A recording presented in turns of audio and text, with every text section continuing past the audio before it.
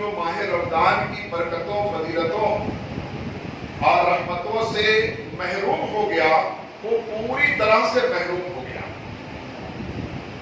وہ پورے سال کے لیے محروم ہو گیا، اور جو ماہ رمضان کی برکتوں سے مالا مال ہو گیا، فرمایا کہ پورے سال کے لیے اللہ تعالیٰ اس کے مقدر میں برکتیں اور رحمتیں مقدر فرما لیتا ہے۔ اس لیے ہماری پوری کوشش یہ ہونی چاہیے کہ ہم ماہ رمضان کی ہر گھڑی، ہر پل سے جس قدر ہو سکے نیکیاں جمع کریں، جتنا ہو سکے ہر لمحہ، ہر سانس سے نیکیاں جمع کر لیں۔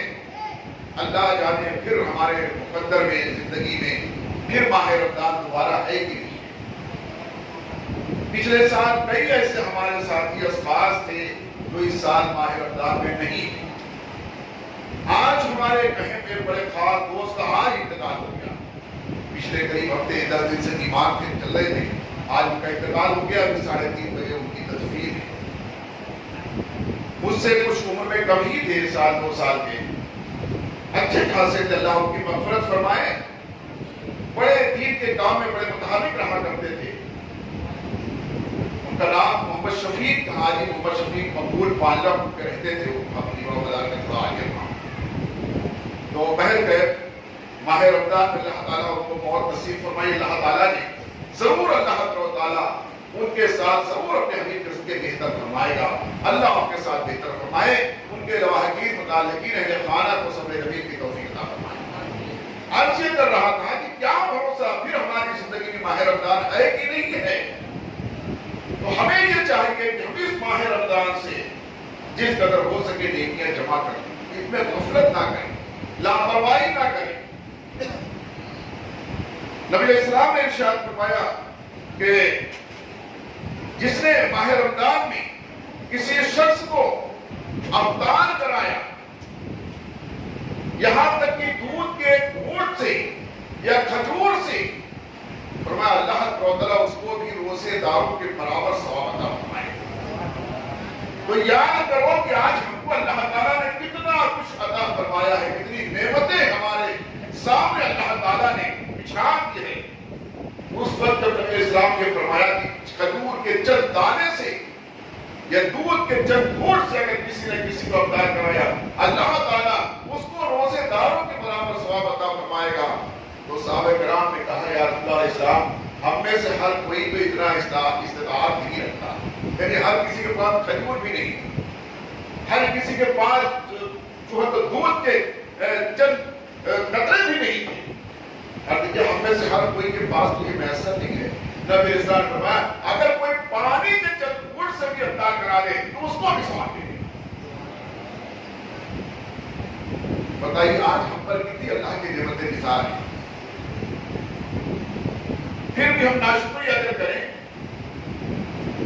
تو ہم سے بڑھ کر کے اور ہے تو ناشکرا اور نافرمان اللہ نے کرے کہ کون ہو سکے گا۔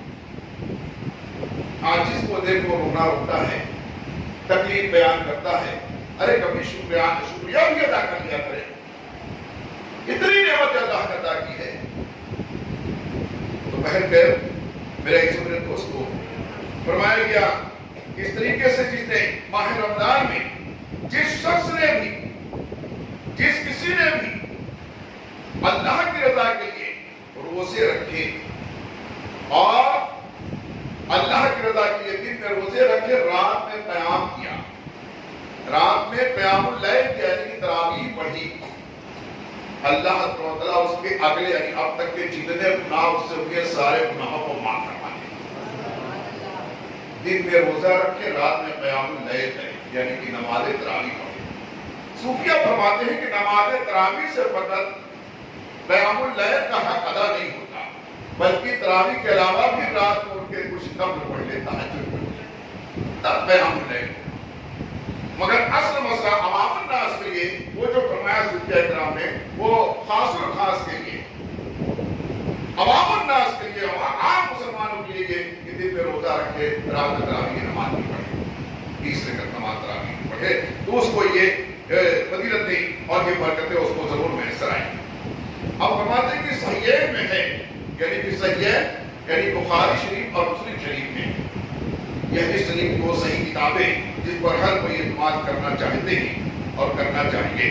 فرماتے ہیں صحیحین میں ابو ہریرہ رضی اللہ عنہ سے روایت ہے کہ رسول اکرم نور مجسم صلی اللہ علیہ وسلم فرماتے ہیں کہ آدمی کے ہر نیک کام کا بدلہ 10 گنا سے لے کر 700 گنا تک کیا جاتا ہے۔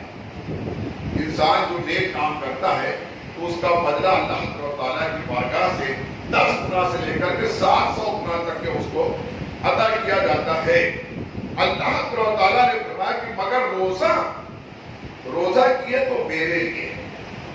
اللہ فرماتا ہے کہ روزہ تو میرے لیے ہے اور اس کی جزا میں ہی دوں گا۔ اللہ کی سارا نیک کام پر اللہ ہی کے لیے ہے نا، اور سب کی جزا، سب پر ثواب رحمت اللہ ہی دیتا ہے، مگر اس کے لیے خاص فرمایا کہ اللہ فرماتا ہے مگر روزہ یہ تو میرے لیے ہے اور اس پر اجر، اس کی جزا تو میں ہی دوں گا۔ جو کچھ ملتا ہے رب نے فرمایا کہ واللہ معطی انما انا قاسم، اللہ عطا کرتا ہے اور میں تقسیم کرتا ہوں۔ اللہ ہی دیتا ہے اور نبی علیہ السلام تقسیم کرتے ہیں، لوگوں میں بانٹتے ہیں۔ تو بہت مرتبہ مراد دیتے ہیں شیرنی کسی اور کی ہے، صاحب شیرنی کوئی اور ہے، بانٹنے والا کوئی اور ہے۔ تو صاحب شیرنی کو پتہ نہیں کس کس کے پاس پہنچا تبرک اور شیرنی، وہ تو بانٹنے والا جس کو کیا اس کو ملا۔ تو نبی علیہ السلام جس کو دیتے ہیں اس کو ملتا ہے، مگر کچھ خاص اس کے لیے جیسا فرمایا کہ اس کی جزا میں ہی دوں گا۔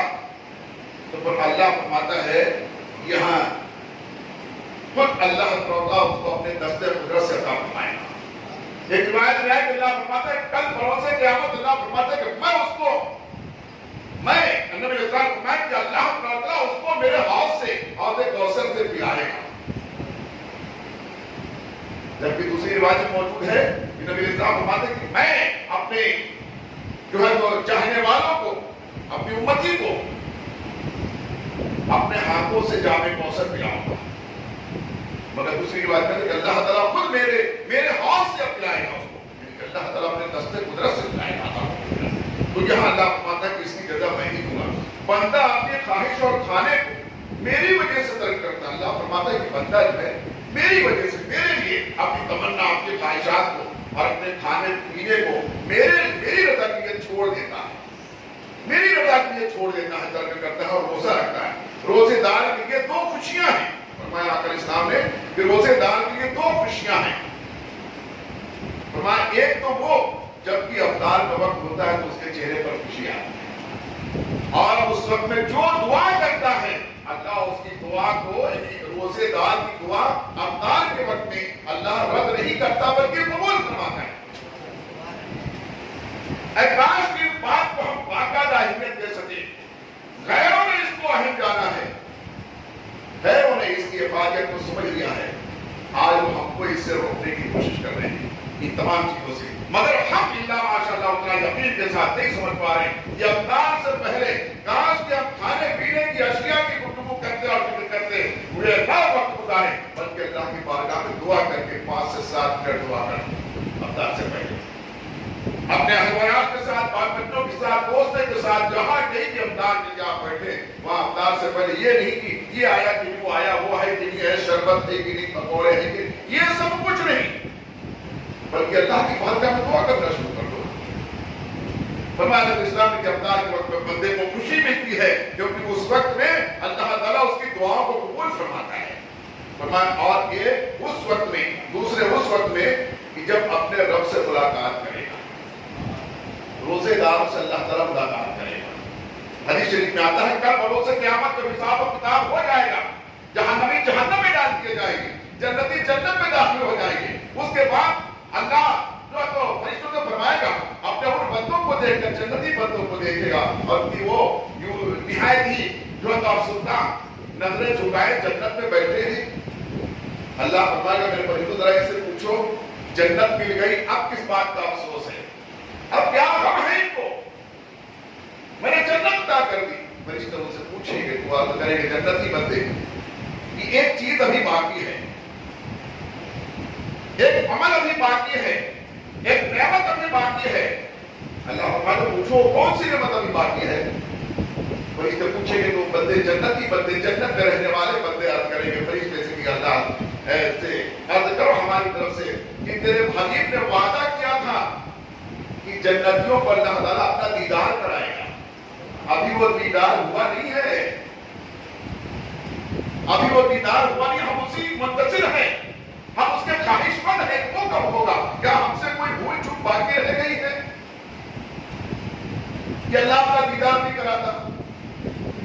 تو فرشتے حضرت الحلال کو کہتے ہیں کہ یہ نعمت باقی رہ گئی ہے کہ ابھی تک ان کو تیرا دیدار نہیں ہوا. وہ دیدار کرنا چاہتے, دیدار الہی کے جو مستحق ہے تو مستحق ہیں. اللہ فرمائے گا فرشتوں پردے اٹھا, میرے اور میرے بندوں کے درمیان جو پردے ہیں, جو حائل ہے پردے, ان کو ہٹا دو تاکہ میرے بندے جنتی بندے تیرا دیدار کر سکے. فرشتے بول پڑیں گے حالات کے, بھلا یہ تیرا دیدار کیسے کر سکیں گے؟ ان کی آنکھیں اتنی قوت والی کہاں سے ہو سکے گی کہ تیرا دیدار کریں, جبکہ تیرے کلیم موسیٰ کو تیرا دیدار نہ ہو سکا اور تو نے اسے منع فرما دیا. تیرے جلوے کی تجلی کو دیکھ کر برداشت نہ کر سکے, کش کھا کر بے ہوش ہو کر گر پڑے. پھر یہ تو ہم بندے ہیں, امتی ہے, نبی نہیں ہے, تو یہ کیسے تیرا دیدار کریں گے؟ اللہ فرمائے گا اے فرشتوں تم میرا حکم مانو اور پردے کو ہٹا دو. بے شک کہ ان کی آنکھوں میں اتنی قوت میں نے دے دی ہے, ایسی قوت بشارت میں نے ان کو دی ہے. انہوں نے میرے لیے بھوک پیاس رہ کر کے, انہوں نے میرے لیے تقویٰ پرہیزگاری اختیار کر کے, انہوں نے میرا ذکر اور میں جو تو میری حمد کر کے ایسا مقام حاصل کر دیا ہے کہ ان کی آنکھوں میں قوت بشارت میں نے دی ہے. یہ بے غیر دیکھیں گے, ایسا دیکھیں گے کہ جس کا بیان نہیں کیا جا سکتا. فرشتے پردے ہٹا دیں گے, پھر وہ بندے جنتی بندے اپنا رب کا دیدار کریں گے. ذرا سوچو تو, غور تو کرو, غور تو کرو کیا مقام ہے اس بندے کا جس کو اللہ تعالیٰ جنت نصیب عطا فرمائے. اور فرمایا کہ جنت روزے داروں کے لیے تو مخصوص ایک دروازہ, ایک گیٹ ہے جنت جس کا نام ہے ریان. جنت کے دروازوں میں سے ایک دروازے کا نام ہے ریان, جس میں سے صرف اور صرف روزے دار ہی داخل ہوں گے جو روزہ رکھتے ہیں ماہ رمضان کا. اس ریان نام کے اس گیٹ سے, اس دروازے سے روزے دار ہی داخل ہوں گے. اب فرمایا نبی اسلام نے روزے دار کے لیے یہ خوشیاں اس کو ملے گی, ایک تو افطار کے وقت میں اور ایک اللہ کا دیدار کریں گے. اور فرمایا کہ روزے دار کے منہ کی بو اللہ تعالیٰ کے نزدیک مشک سے زیادہ پاکیزہ ہے. روزے دار جب صبح سالی سے لے کر کے شام تک کچھ کھاتا پیتا نہیں تو منہ میں ایک عجیب سی جو ہے تو بو آ جاتی ہے, ایک عجیب سی مہک پیدا ہو جاتی ہے جو ہمارے آپ کے لیے بڑی جو تو خوشگوار نہیں ہوتی ہے, ناپسندیدہ ہوتی ہے. حالانکہ اس کو ناپسند نہیں کرنا چاہیے. اس کے تعلق سے فرمایا نبی اسلام نے کہ اللہ تعالیٰ کو روزے دار کے منہ کی وہ بو, وہ مہک جو ہے وہ مشک اور عنبر سے زیادہ پسندیدہ ہے. اس وقت میں اگر کی زمین پر مشک و عنبر سے بڑھ کر کے اس سے بہتر کوئی خوشبو نہیں ہوتی تھی. اس لیے اس کی مثال دے کر کے نبی اسلام نے فرمایا کہ اللہ کو اس مشک سے زیادہ پسندیدہ, مشک کی طرح پسندیدہ نہیں فرمایا, مشک کے جیسا نہیں بلکہ مشک سے بہتر فرمایا, اس سے زیادہ پسندیدہ. ذرا سوچو تو صحیح, جس کے منہ کی بھوک کا یہ عالم ہے, یہ اللہ تعالیٰ کو اتنا پسند ہے کہ مشک کے اور عنبر سے زیادہ پسندیدہ ہے. اگر وہ روزے دار کسی وجہ سے اللہ کے ذکر اور فکر میں توبہ اور استغفار کرتے ہوئے آنسو بہا دے, اس کے آنسو کی کتنی قیمت ہوگی, وہ کتنا پسندیدہ ہوگا. اس لیے میرے دوستوں روزہ رکھ کر کے ہنسی مذاق کرنا, ان تمام چیزوں سے بچتے ہوئے, لغو العین کے تماشے سے بچتے ہوئے, لغویات یعنی جھوٹ اور بے مقصد بے معنی باتوں سے بچتے ہوئے, اللہ کا ذکر کرتے ہوئے اپنے وقت کو گزارنے کی کوشش کرنا چاہیے. اور فرمایا اس طریقے سے کہ اور روزہ فرمایا نبی اسلام کو روزہ رکھنے کے سپر ہے, سپر یعنی کہ ڈھال ہے, ڈھال جو تیر اور تلوار نیزے کے وار کو مار کو روکتی ہے, جو ڈھال وہ ڈھال ہے. روزہ یہ ڈھال ہے جو جہنم کی آگ سے بچا لے گا, جو ہر طرح کے عذاب سے بچائے گی, وہ ڈھال ہے. جو قبر کے عذابات سے بندے کو روزے دار کو بچائے گی, وہ ڈھال ہے. یہ کیا روزہ فرمایا, یہ روزہ یہ ڈھال ہے. اور ڈھال کون سی کامیاب ہوتی, جس طریقے سے کوئی تالا, کسی تالے میں کوئی سیدھی تیلی آپ ڈالو نکالو گھماؤ روٹی کرو, تالا کھلتا نہیں ہے جب تک کہ اس تیلی کے اندر چابی میں دانے نہ ہو. اس کے دندانے ہونے چاہیے، اس کے دانت ہونے چاہیے، پھر وہ تالا اس سے کھلے گا۔ ایسے ہی ڈھال اس وقت تک کامیاب اور مضبوط اور محافظ بنے گی جب تک وہ ڈھال پھٹی نہ ہو، ٹوٹی نہ ہو۔ ڈھال مضبوط اور پختہ اور مسلم ہو۔ اگر کوئی روزہ بھی رکھے پھر غیبت بھی کرے، برائی بھی کرے، فحاشات بھی پکڑے تو اس کی ڈھال پھٹ جائے گی، پھر اس کے لیے وہ حفاظت کا سامان نہیں بن پائے۔ اس لیے روزے کو رکھ کر کے اپنی ڈھال کو مضبوط کریں۔ یہ جہنم کے عذاب سے، قبر کے عذاب و سختیوں سے اور دنیا کے تمام آفات و بلایات سے محفوظ رکھے گی۔ اور جب کسی کے روزے کا دن اگر ہو، جیسے کہ روزہ ہو، تو نہ بےہودہ بکے اور نہ چیخے۔ تو میں جب روزے سے رہو، نہ بےہودہ بات کرو اور نہ زور زور سے چلاؤ، نہ چیخ پکار کرو اور نہ بےہودہ بات کرو، لغویات مت کرو، گالی گلوچ مت کرو، ہنسی مذاق مت کرو، غیبت چغلخوری مت کرو، جھوٹ مت بولو۔ جب روزے سے رہو تو فرمایا اسے چاہیے جو بےہودہ نہ بکے اور نہ ہی چیخے۔ پھر اگر اس سے کوئی گالی گلوچ کرے، اگر کوئی سامنے بےہودہ آدمی آ جائے اور روزے دار آدمی سے گالی گلوچ کر رہا ہے، بکواس کر رہا ہے، تو اس سے گالی گلوچ کے جواب میں گالی گلوچ مت کرے، لڑے نہیں، لڑنے پر آمادہ نہ ہو، بلکہ یہ کہتے کہ میں روزے سے ہوں۔ اس سے کہتے بھائی میں روزے سے ہوں، یہ روزے دار ہوں۔ بہت سے مواقع پر آدمی جب لڑنا نہیں چاہتا، جب کسی طرح سے اس کو کمزوری محسوس ہوتی ہے تو کہتا ہے ٹھیک ہے کل ملنا پھر بتاتا ہوں، ٹال دیتا ہے نا معاملات کو، یا میرے محلے میں آنا تو بتاتا ہوں، ایسا کر لیتا ہے نا، ہمیشہ لڑکی تو نہیں جاتا نا۔ ایک روزے دار کی نبی اسلام تعلیم فرمائے کہ جب تجھ سے کوئی بکواس کرے، گالی گلوچ کرے، لڑنے پر آمادہ ہو جائے تو لڑائی مت کر، بس کہہ دے بھائی میں روزے سے، میں روزے سے ہوں۔ اب اس کو چاہیے کہ روزے دار کا احترام کرے۔ جو روزے دار کا احترام نہیں کرے گا اس پر اللہ کی سخت رحمت پکڑ کے ہونے والی ہے، اور جو روزے دار کا احترام کرے گا اس پر اللہ کی رحمت بخشے۔ تو میرے اس وجہ تو فرمایا کہ گالی گلوچ نہ کرے، بےہودہ نہ بکے، اور کسی کے مثل دیگر اور کئی حدیث پاک کی کتابوں میں آئی ہے کہ اس طرح سے روزے دار کو طرح طرح کی نعمتیں اللہ تعالیٰ عطا فرماتا ہے، اور روزے دار کو چاہیے کہ بےہودہ بکواس باتیں نہ کرے، بلکہ اللہ کا ذکر کرتے ہوئے اپنے روزے کے ایام کو گزارنے کی کوشش کرے۔ اور فرمایا اسی طریقے سے نبی صلی اللہ علیہ وسلم نے فرمایا کہ اللہ تعالیٰ کے نزدیک اعمال 7 قسم کے ہیں، 2 عمل واجب کرنے والے اور 2 کا بدلہ ان کے برابر ہے۔ اعمال کی کئی قسمیں ہیں، کچھ اعمال ایسے ہیں جن کے کرنے سے جنت واجب ہو جاتی ہے، جیسا کہ روزے دار کے روزے دار کے روایت میں آئے کہ ایک روایت جیسا کہ آپ سماعت میں اللہ فرماتا ہے اس کا بدلہ میں ہی دوں گا، ایک روایت میں آتا ہے اللہ فرماتا ہے اس کا بدلہ میں ہوں، یعنی جو روزہ رکھے اسے خدا مل جائے، اسے اللہ مل جائے جو روزہ رکھے۔ اللہ فرماتا ہے کہ روزے دار کا روزے کا بدلہ میں ہوں، اور فرمایا حضور علیہ السلام نے کہ روزہ سپر ہے اور دوزخ سے حفاظت کا مضبوط قلعہ ہے۔ اسی کے قریب قریب اور دیگر روایتوں میں اسی طرح سے اللہ کے رسول علیہ السلام کا فرمان موجود ہے کہ روزہ سپر ہے، یہ بہت مضبوط چیز ہے ہر طرح کے عذاب و تکلیف سے بچانے کے لیے۔ تو بندے کو چاہیے کہ اپنے آپ کو روزہ رکھ کر کے ایک مضبوط قلعوں میں محفوظ سمجھے۔ آج جو حالات پیدا ہو گئے ہیں، جو حالات آج پیدا ہو گئے ہیں، ورنہ یہ اتنے تھوڑے لوگ تو نہیں رہتے نا، مسجدیں سب بھری رہتی۔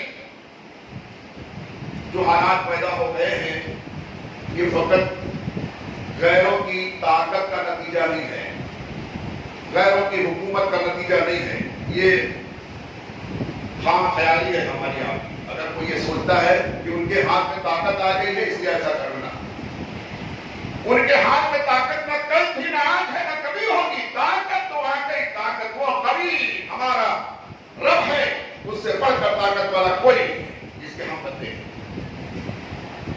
پھر یہ کچھ ہو رہا ہے تو یہ ہماری کمزوری کا نتیجہ ہے، یہ ان کی طاقت کا نتیجہ نہیں ہے، یہ ہماری کمزوری کا نتیجہ ہے، ہماری لاپرواہی کا نتیجہ ہے، ہماری غفلت کا نتیجہ ہے۔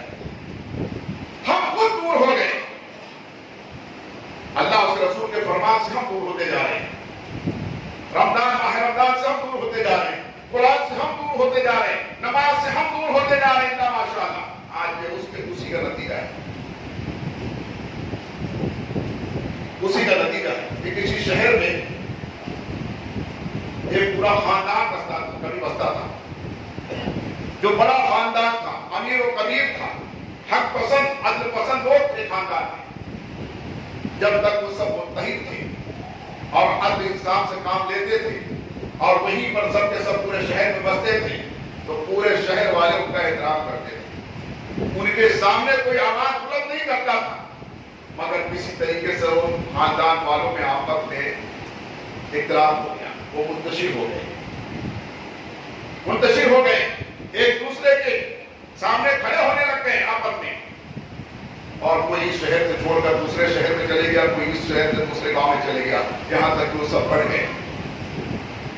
اب تھوڑے لوگ رہ گئے تو ناحق پسند کرنے والے، ناحق کرنے والے ان پر غالب آ گئے.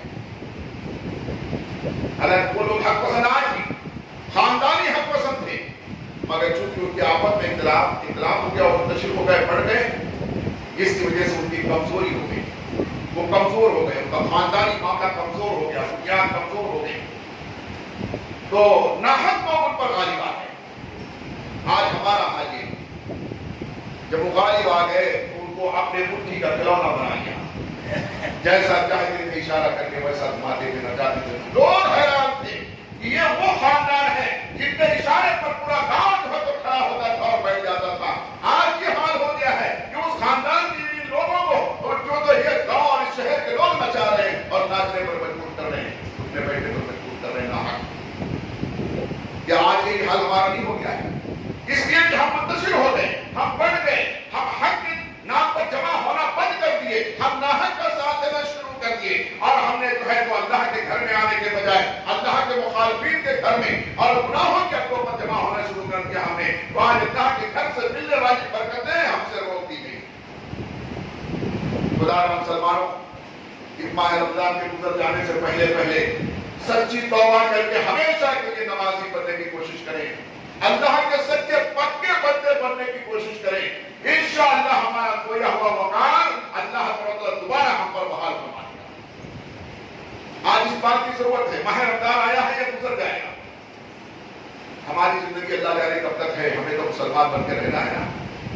زندہ رہے تو انشاءاللہ پھر ماہ رمضان میں اثر آئے، ورنہ جب تک زندگی کی سانسیں ہیں اسے اسلام کرنا. اللہ تعالیٰ قرآن میں کہ نہ مرنا مگر مسلمان ہو کر، جب بھی مرنا اسلام پر مرنا، جب بھی مرنا اسلام پر مرنا.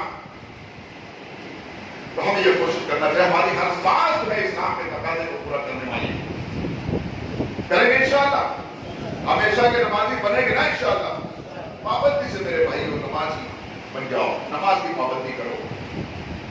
میں نے کل بھی کہا تھا کہ وہ دور تو ہمارے سامنے نہیں آیا ہے نا کہ داڑھی نہیں رکھ سکتے، ٹوپی نہیں لگا سکتے، پائجامہ کرتا نہیں پہن سکتے، صافہ ماما نہیں پہن سکتے. ابھی یہ تو معاملہ نہیں ہے، لیکن اگر ہم ہماری کمزوری اگر بڑھتے گئی، کل کو وہ دن بھی آ سکتا ہے، کل کو وہ دن بھی آ سکتا ہے. کیا سمجھتے ہیں آپ ترکی اور ترکی کے حکمران اور حکومت ترکی کے نام پر آج لوگ جو ہے قسمیں کھاتے ہیں، پھر وہاں کے صدر کے عدل انصاف کی بنیاد پر. ورنہ حالت جانتے ہو کیا ہے ترکی پر پابندیاں. وہاں داڑھی نہیں رکھ سکتے، وہاں صافہ ماما نہیں پہن سکتے، کرتا پائجامہ نہیں پہن سکتے. آج وہاں اتنی پابندیوں میں رہ کر کے بھی اتنا جوش جذبہ ہے ان کے اندر، کیونکہ وہ اپنے قائد کی بات کو مانتے ہیں. ہزاروں لوگ کوشش کر رہے ہیں ان کو منتشر کرنے کے لیے، مگر وہاں کی عوام اپنے قائد کی بات کو مانتی ہے. اس لیے ان کے اندر ایک طاقت ہے. ہمیں بھی چاہیے اپنے رہنما اپنے علماء کی بات کو مانیں، دین کی باتوں کو مانیں اور اس پر جم جائے. اللہ فرماتا ہے ان الذین قالوا ربنا اللہ ثم استقاموا تتنزل علیہم الملائکہ. جب تم نے کہہ لیا کہ ہمارا رب اللہ ہے تو پھر اس پر جم جاؤ. ثم استقاموا، اس پر جم جاؤ. اگر تم اس پر جم جائے تو تم پر اللہ کے رحمت کے تتنزل علیہم الملائکہ، تم پر اللہ کے رحمت کے فرشتے نازل ہوں گے جو یہ کہیں گے کہ تمہیں نہ کوئی خوف ہے نہ کوئی غم ہے، نہ خوف تیار ہے تمہارے لیے. اللہ تمہارا دوست ہے. نحن اولیاءکم، اللہ دوست ہے. بے شک اللہ تمہارا دوست ہے فرشتہ. فی الحیات دنیا و فی الآخرہ، دنیا کی زندگی میں بھی اللہ تمہارا دوست ہے اور آخرت کی زندگی میں بھی تمہارا دوست اللہ ہے. کہ جب تم اس پر جم جاؤ گے تب تو اس پر جم جاؤ. جم جائیں گے انشاءاللہ. سارے لوگ میرے دیکھیے روز پابندی سے نماز پڑھو. جہاں جہاں مسجدوں میں تالے بند ہو گئے پابندیاں لگ گئی ہیں. اللہ تعالیٰ تمام کے کھلنے کا اسباب پیدا فرمائے. اور نہیں تو ہمیں جہاں بھی رہے، گھر میں رہے، دکان میں رہے، کارخانے میں رہے، نماز کو بہرحال ہر صورت میں پڑھنی ہے نا انشاءاللہ. اللہ تعالیٰ نے کبھی توفیق عطا فرمائے. بسم اللہ الرحمن الرحیم. اللهم صل على سيدنا مولانا محمد وعلى ال محمد وبارك وسلم. صلاة وسلام عليك يا سيدي حبيبي يا رسول الله صلى الله عليه وسلم. مالک مولا مسلمانوں کو راہ دین پر چلنے کی توفیق عطا فرما دے. ہر طرح کی برائی گمراہی سے بچنے کی توفیق عطا فرما دے. ہمارے تمام گناہ صغیرہ و کبیرہ کو معاف فرما دے. آئندہ زندگی میں ہر چھوٹے بڑے گناہ سے بچنے کی توفیق عطا فرما دے. ابھی جو کچھ بھی یہاں پڑھا سنا کہا گیا، اگر اس میں کوئی غلطی ہو گئی ہے تو اپنے فضل و کرم سے تمام غلطیوں کو معاف فرما دے. اور جتنی بھی حق میں جائز باتیں کہیں سنی پڑھی گئی ہے ان سب پر ہم سب کو عمل کرنے اور عمل کرنے کی توفیق عطا فرما دے. مالک الہ اس ماہ رمضان کی برکتوں سے ہم تمام عالم اسلام میں رہنے والے مسلمانوں کو مالا مال فرما دے. یا اللہ تمام مسلمانوں کی مغفرت فرما دے. یا اللہ ہمارے تمام زندوں کی مغفرت فرما دے. ہمارے تمام مرحومین کی مغفرت فرما دے. ہماری آل اولاد کی مغفرت فرما دے. ہمارے ماں باپ کی مغفرت فرما دے. ہمارے دوست احباب کی مغفرت فرما دے. یا اللہ ہماری ایمان اور عقیدے کی حفاظت فرما دے. یا اللہ ہماری مسجدوں کی حفاظت فرما دے. یا اللہ ہمارے مدرسوں کی حفاظت فرما دے. یا اللہ ہمارے خانقاہوں کی حفاظت فرما دے. یا اللہ ہمارے علماء کی حفاظت فرما دے. یا اللہ بالخصوص مفتی سلمان رضا صاحب کی حفاظت فرما دے. یا اللہ غیب سے ان کی امداد فرما دے. یا اللہ دین کی حقانیت کو اجاگر فرما دے. یا اللہ دین اسلام کی حقانیت کو ظاہر فرما دے. یا اللہ اس کی حقانیت پر ہم سب کو قائم رہنے کی توفیق عطا فرما دے. اور اللہ تبارک و تعالیٰ فی شان حبیبہ الکریم ان اللہ و ملائکتہ یصلون علی النبی یا ایھا الذین آمنوا صلوا علیہ وسلموا تسلیما. اللهم صل على محمد وعلى ال محمد وبارك وسلم. صلاة وسلام عليك يا سيدي حبيبي يا رسول الله. سبحان ربك رب العزة عما يصفون وسلام على المرسلين والحمد لله رب العالمين. السلام عليكم.